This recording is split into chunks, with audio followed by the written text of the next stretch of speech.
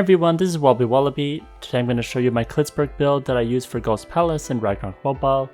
I'll also break down key damage sources and exactly where I got them from. People like the breakdowns in previous videos because sometimes they found sources of damage they didn't know about before, so that can be pretty helpful to add some extra damage. I think Khalitzburg is great for Ghost Palace, but I wouldn't say it's the best class for taking down this boss. There are people posting videos where Fenrir with deposits around 50% can solo this quite well. Fenrir has crazy high water damage already, whereas for Khalitzburg you do need to swap in elemental damage and gear. For example, normally I use the Horror Bones battle gear as my generic gear, and it has the damage to large monsters plus 20% random attribute as well, but this performs worse than the elemental armor.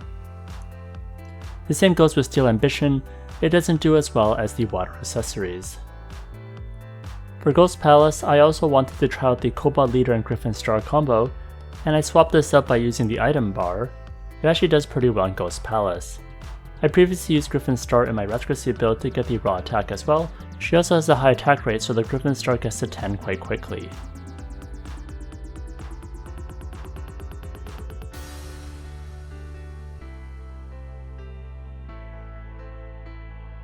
Now I do this while he has the yellow orb and I can't really do much damage to him.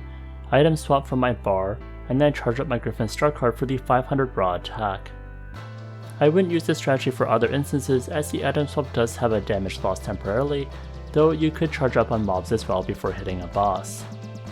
Since Khalitzburg hits quickly, you can often charge up Griffin Star card sometimes in 2 to 3 seconds, so switching isn't too bad, especially if you want the extra raw attack. I also would use the Kobald Leader card for the Wish Flower, since that's a single target attack and it's a nice way to gain HP if you're running low. Next for Brave difficulty, Ghost Palace is hard, he is super tanky and his damage hurts a lot too when soloing. It's definitely much harder than Brave Isles or Brave Museum. But good news in the beta server where they release a legend difficulty, they did make Brave easier. Later in the video I'll break down all my sources and show my gear, so stay tuned.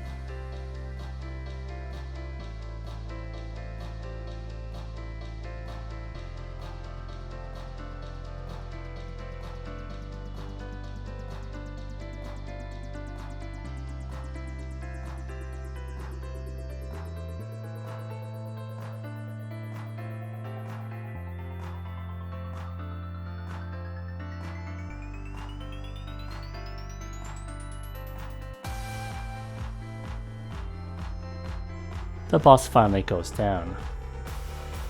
Next, here's my gear overview. It's a pretty standard Khalitzburg setup, except I swap in elemental damage armors, accessories, and head for more water damage. Next, here's my shed equipment, Oracle Mirror, and Relic. For my account, Era of Fire Seeds is the best in slot for Relic for PvE. This beats Lord of Vane, but I also have 64.5% damage to demi-humans, so that definitely adds up. Next, here's my stats with self buffs.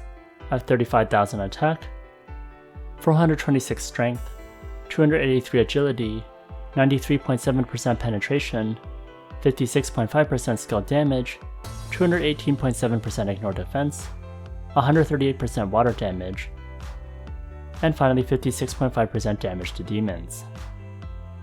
Next, here's my adventure handbook. I have 3,511 attack, and 137% attack deposit. Next for Advanced Ruins, here's my setup. There are 5 yellow ruins that give 3% damage to all races, which does include demons. There is the Elemental Attack Rune for 9% water attack, the Penetration Attack Rune for 6% penetration.